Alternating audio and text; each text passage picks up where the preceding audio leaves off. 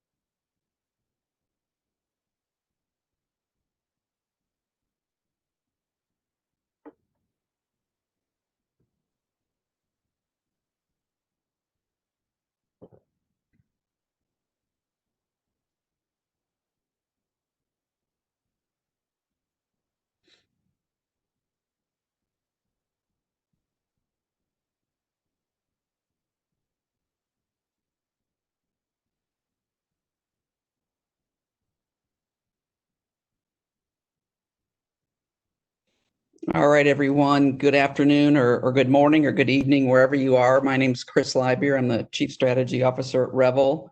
We'll probably have people coming on for the next couple minutes, but we'll at least get rolling here with our limited time. Speaking of time, thanks for taking this time with us. We know how precious your time is, especially in this ridiculously challenging year. It's been a tough one for our industry, for you guys, for us. We're doing everything we can to help. I'm sure we're not perfect at that, but we believe very much in this industry. We know things are going to come back strong at some point, and right now we all just have to kind of go arm in arm, month by month, and stick together and work our way through this. So to all of you out there who are customers, thank you so much for your loyalty. Know that we are working hard to support you, hard to figure out how to find new ways to keep your business healthy. And we'll actually talk a little bit about that today. So again, appreciate you taking the time. Let's go to the next slide. So we're going to talk about optimizing the digital consumer journey. Art and I are going to do a very brief kind of overview of where we see the industry, and then some of the things Revel's doing to participate in, how things are moving forward. And then there's going to be a chunk of time for you to ask us questions at the end. So in the bottom right corner of your screen, if you want to ask a question anywhere along the way, toss it in there, and we'll be looking through those, and at the end to pick some out and provide answers. And for those of you that we don't answer, we may answer you offline as well. So feel free to identify yourself as well so that we can follow up with you. So let's go to the next slide. What we're going to talk about today is really the state of the industry, what we mean by the digital consumer journey, what technology is emerging, and then how our roadmap is going to support that. So I won't belabor that. Let's dive in. Next slide. So that's me, Chris, bigger picture. That's Art, our esteemed CTO, who is kicking product out the back end. And I will tell you, this has been maybe one of the most interesting year of our careers. We have pivoted very quickly what our roadmap is, was doing before COVID versus after. Although in many ways, I think we have just kind of sped everything up and gotten even more focused on the consumer. So maybe at the end of the day, that's a good thing. So let's go to the next slide and start talking about that consumer. So if you think back to last year, and I'm certainly oversimplifying here, right? We know that restaurants were starting to do more digital channel types of things. But at the end of the day, 2018, 2019, restaurants were running often very much the same way they were in 2015 and 2010, and maybe even in the year 2000. A lot of the business was a traditional format where the consumer was sitting in your restaurant or walking up to your restaurant, and it was fairly straightforward. We started down the path. Everybody was, tinkering with things like online ordering, and we certainly had the Grubhubs and Uber Eats, providing some initial disruption to the industry. But those felt like tangential things to our businesses, not like primary things. And then, we had this little event called COVID, a pandemic of all things, 100-year event. And what happened? The next slide happened. We created chaos almost overnight. Everybody had to figure out how to pivot, how to be infinitely more flexible. And we had to move fast. And, no criticism to any of you or to us, but this is not an industry that has typically adopted technology quickly. I would say the normal introduction cycle for technology from when it is available to when it becomes widespread in the industry was measured in many years. And now we're talking about timeframes where folks wanted to get things done in months, sometimes even weeks. And I'll give you an exaggerated example of that. In our case, this March, we had a percentage of our customers, actually about 20%, that were using online ordering before COVID. And when COVID hit, we had almost that many again, another 20% of our customers who wanted to put online ordering in weeks. And we were happy to help them do that. Many of them did it in days, which I think is a testament to having a good platform at Revel. but that is just one of many examples of how people had to pivot to try to adapt their business to what was going on externally. Part, though, I think of what happened is COVID forced the issue of looking at new ways of interacting with consumers, and of course, drove things like contactless and curbside ordering and maybe some things we hadn't even thought about before. So for sure, COVID created some new cases. But a lot of the technology and a lot of the ways of engaging with the consumers that everybody had to move to were things that have been contemplated over the last several years, like online ordering, but that just had not become totally mainstream, and certainly were not the majority of your revenue. They were the minority of your revenue. They were tangential, and now they became a primary part of your business. So that is really a huge feat, and many of you did an amazing job of making that pivot and moving to this new stuff. And I think maybe had a better appreciation for the fact that it is possible to move these technologies into place faster. I think one of the downstream effects of this may very well be consumers actually are going to understand that they can do new things with you, and they're going to expect more and more of that. We all know that technology keeps taking over the world, and our phones, and eventually everything, whether it's voice activation in our car or whether it's talking to Alexa on our kitchen sink. There is going to be a lot of ways that consumers are going to want to get things done, interact with retailers and restaurants, and execute buying in completely new ways.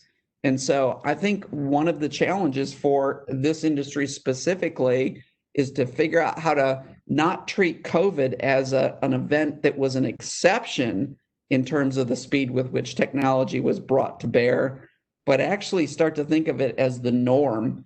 And I think everybody has to kind of get in the mindset of what are the 1, 2, 3 new things I'm going to do every year to think about what consumers want and how can I be participating in this new digital consumer economy so that my business stays healthy, COVID or not, and keeps up with the way consumers want to interact with us.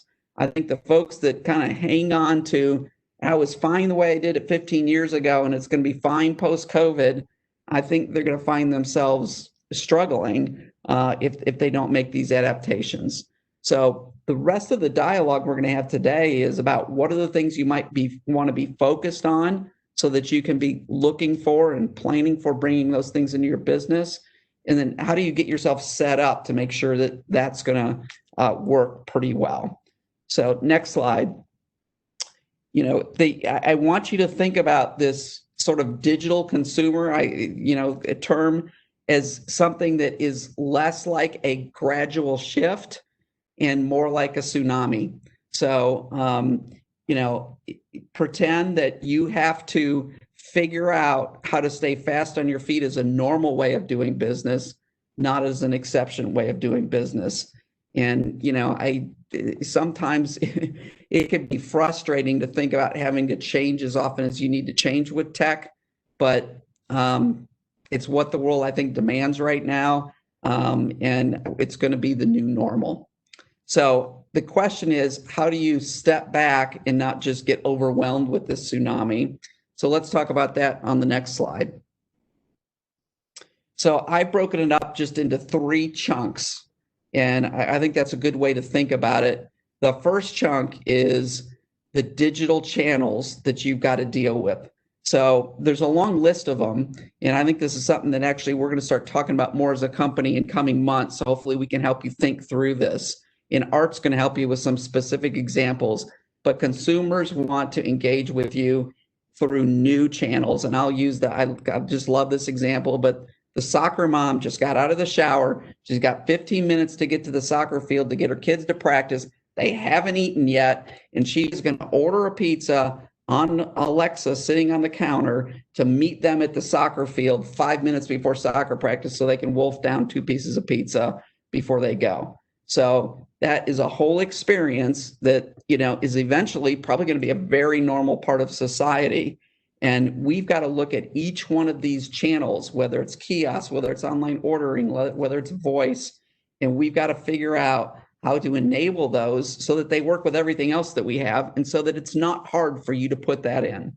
So you thinking through, okay, where I live, the community I'm in, how do people probably want to get things done? You don't have to do them all necessarily. In different geos are slightly, have different ways to tune themselves, but you do need to think about, how do I want to support this stuff in my business, and what am I going to prioritize? And again, Art's going to give you some examples of that.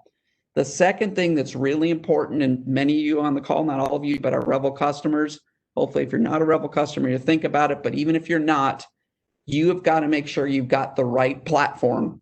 Because if you don't have the right platform, first of all, that's open, that has open APIs, that is set up to enable new digital channels, that's flexible, easy to install, easy to upgrade, right? If you want to put something new in 2 or 3 times a year, you got to be able to get it all, done and push a button or two and make it happen. And then you got to be able to track it, and it's got to be secure and scalable. If you don't have that, you can't get it done. So if you're working with a POS company today, that is very hard. When you say, I'd like to do X, and if it takes you 6 or 12 months to get X to actually be in execution in your business, you got to get away from that. That's not going to behoove you in this new world order. So you need a platform. And then the third area that I think you really got to think about is data is going to be super critical, but along with these digital channels, to winning over the next decade. You got to know who your customers are. You got to know who your prospects might be. You got to have marketing programs. You got to know who's disappeared, who's doing more business with you, how to upsell to them. That's one whole area. And then operationally, you got to have things like IoT and a lot of alerting in your solution. And your solution has to help your business run more efficiently, save you money, say cut down on labor, cut down on inventory. And you've got to have those types of tools. So that's got to be partly from a vendor like us. It's got to be partly how you think about your business. But data is the key. And it's not just pouring through the reports. It's having a solution that is going to help you do these kinds of things more automatically than not. So these are the 3 main categories. And I want to have Art spend a few minutes talking to you about some examples of how Revel is delivering capabilities to you in these different areas. So next slide for Art. Thanks, Chris. And that last slide in the discussion about the tsunami is a great backdrop into the Revel product strategy. We have a strategy that has 3 main components, and you can see they look very similar to what Chris was just talking about. As he noted, it's all about the consumer, and the consumers want it all. An elevated experience that is faster and totally in tune with their preferences and available to them whenever and whichever channel they desire. So the point of sale now is whenever your consumers are deciding to make their buying decision. So the first component of our product strategy is all about the ordering experience. This can happen in store, drive-through, curbside, through online ordering or delivery. And our goal is to ensure that each one of these ordering channels is fully supported and the consumer doesn't feel limited on how they choose to engage with the brand. The second component that we're continuing to invest in is the platform. We have a very open system today, and we have hundreds of APIs that a partner or customer can use to build their own unique solution. Our goal is to continue to expand that partner ecosystem and partner with the best of breed providers in the space, while at the same time making it easier to work with us, and that's happening through our developer portal. The last component is about simplified management of all that's in the store, from the point of sale, the printers, the swipes, whatever is there. It's also about you as a merchant being able to manage the location hierarchies, the products, the pricing, and all that goes with it. And rounding this out of the component is the data and analytics that you can drive from it. Next slide. Trying to talk about a couple examples, and I'm just going to have time to really highlight 3. I'd love a whole hour to go through a lot more, but the first, while we've had an online ordering platform, we have improved it. So we have built a new mobile-friendly, easy-to-use, native online ordering web applications for you. This is a brandable product that allows you to avoid third-party app fees and create and maintain a relationship directly with your customers. This product comes with a powerful and flexible configuration options that are fully integrated and supported by the Revel platform. Next slide. For a modern competitive online ordering solution, there are a number of emerging requirements. Revel has been focused on lining up with this functionality as detailed here. Let's go to the next slide. Let me highlight Kiosk XT. You will notice the look and feel of our new self-service kiosk application is similar to the online ordering experience. This is not by accident. We are converging on best practices for an intuitive user experience and consistent branding across all applications. The new Kiosk XT brings a modern and intuitive interface, the flexibility of presentation options that comes with the platform, and clear guidance for customers along the entire ordering and payment processing. Next slide. I'd like to go over to that third component and talk about Revel Guard XT. For you that have a large number of locations and devices, managing them has historically been a lot of work. Revel Guard XT takes the power of the Internet of Things and adds mobile device management functionality to ensure that software updates are easy to deploy when you have thousands of devices out in the field. It also makes it really easy to view peripherals like printers and card swipes. It makes it easy for you to continue to monitor all your devices. And if there are issues, they can be smart enough to, in fact, give you alerts and for you to be able to take corrective action. Again, the whole point of Revel Guard XT is making the management of all the different devices and things that you have, making it easier and for them to help you. So that's just a highlight, again, of a couple of the initiatives we've got going on. We really have initiatives that bear everything you saw down that ordering experience, and again, the rich platform, and again, the management and analytics of it. So Chris, this has been a quick update on Revel's product strategy and how it supports the digital consumer journey. And back to you for any questions that we might have. All right, thank you, Art. It's an interesting coincidence that obviously Art did not build all these like the three examples he just gave you in the last 2 or 3 months after COVID hit.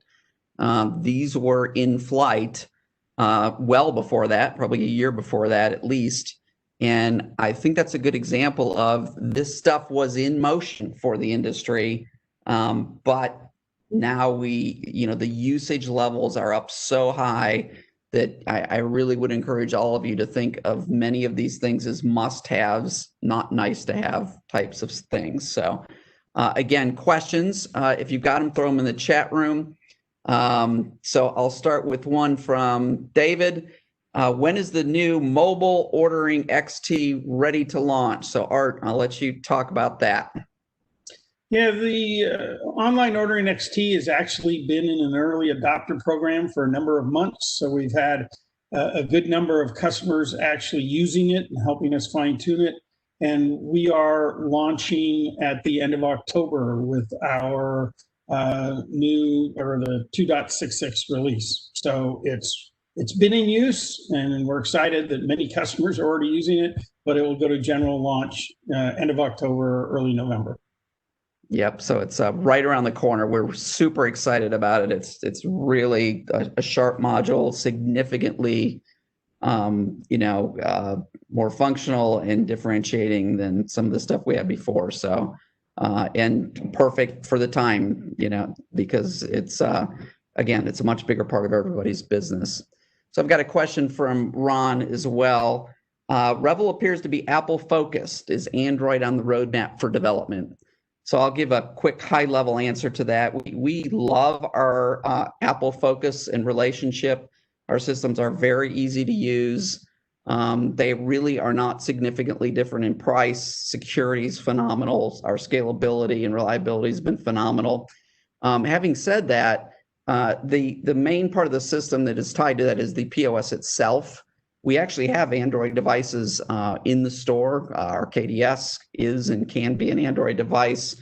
And on our roadmap, we also are working towards potentially an Android mobile type of solution. So we will probably have we already have some blending of those two, probably more Android coming into the solution in the near-term roadmap.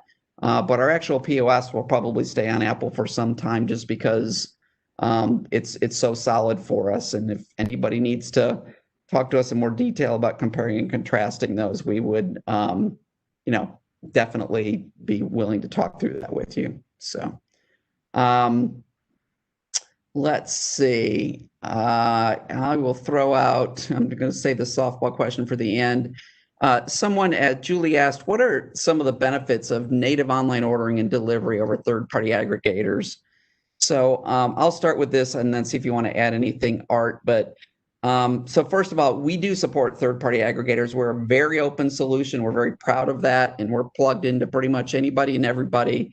And across our customer base, anything goes and everything goes. I will tell you that we are huge believers in the restaurant owning their own customers. And I think there's been plenty of press, and articles written about this beyond Revel for sure. But, you got to be careful as other folks are part of your customer journey, whether it's an Uber Eats or whatever the case may be, that they aren't taking your customers over is one concern. And number two, the fees are significant for many of those things. So we believe, especially with this new XT that we've got coming out, and our capability for you to market to your customers, you ought to let everybody know who walks through your place that likes your business, hey, if you're going to use digital channels, use my digital channels because they cost you next to nothing. You don't have a 20% service fee, et cetera.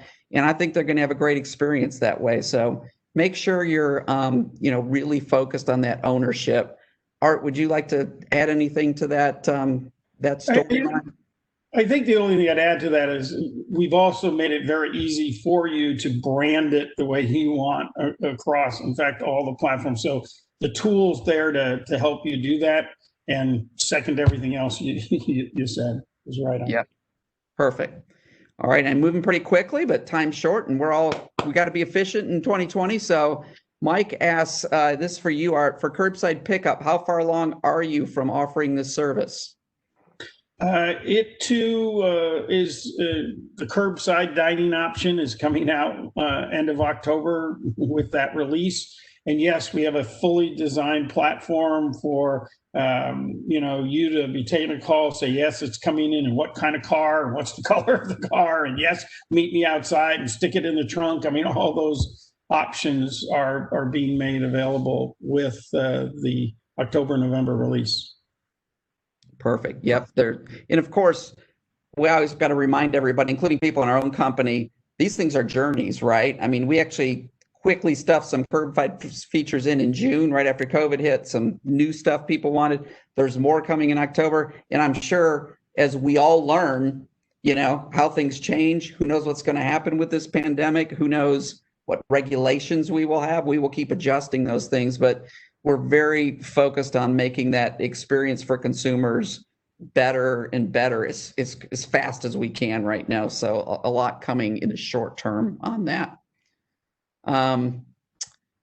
Okay, Art, we have to quick hit this one just because it's a fun question to answer. But what do you think the state of the industry will be a year from now? What will change in the dynamic, whether it's because of the pandemic or otherwise, and how should we be thinking about that? What does your crystal ball say, Art? Well, I think this whole point of options aren't going away, and it's just going to be, the complete expectation that all these different ways to make an order, are reality, and you really need, not just one of them. You're going to need to take, advantage of all of them. because that is how our customers, your customers are going to want to act. So while, it's been thought that, some of these things are just temporary, I think it's here forever, basically. So you should definitely look at all those options and be deploying them as soon as you can.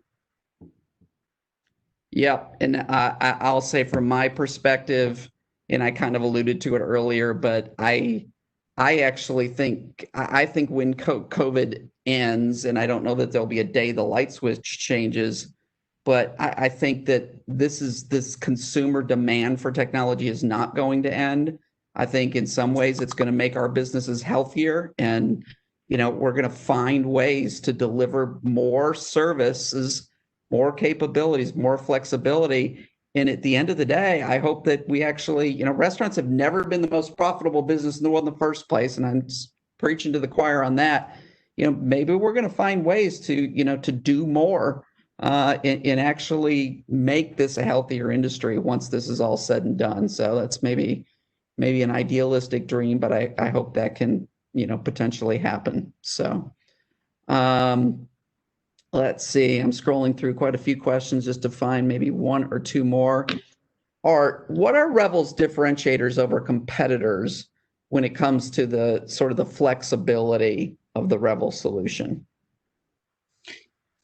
Well, I think the key is that platform in the center of it being open, and for us having such a large number and continuing to increase APIs that people can interact with us and create solutions beyond what we can do. So, that platform and its openness, I think, are a huge key. And we see the value of you being able to choose the right product and then being able to, get to our back end data or interact with that data easily. Yeah, and I would totally second that. So great. So I'm going to be very respectful of everybody's time and go ahead and wrap up. I see several questions actually in the Q&A box that were specific to your site, like, when are we going to have this feature or whatever. We will follow up with you guys offline and definitely answer those questions for you, rather than in the general session. But thanks for your time. Know that Revel is doing everything we can to support the industry and specifically support your business. Know that, we deal with our own frustration internally. There's 1,000 things we'd like to do for you. We got to pick 50 of them at a time, and there's no shortage of opportunities right now. So we're going as fast as we can, and know that we are trying to build a system that is going to keep up with and be, in tune with the tsunami that's coming. And that's really where the bulk of our R&D is going, is into those consumer channels, into that platform first mentality, and into making sure that the data is helping you build your business with your consumers. So again, good luck. We've learned a lot in the last 6 months. I think we're going to learn a lot more in the next 6, but we're all in this together, and I hope things go well for you in the coming season, and hope to talk to you again soon. Take care. Thanks, everybody.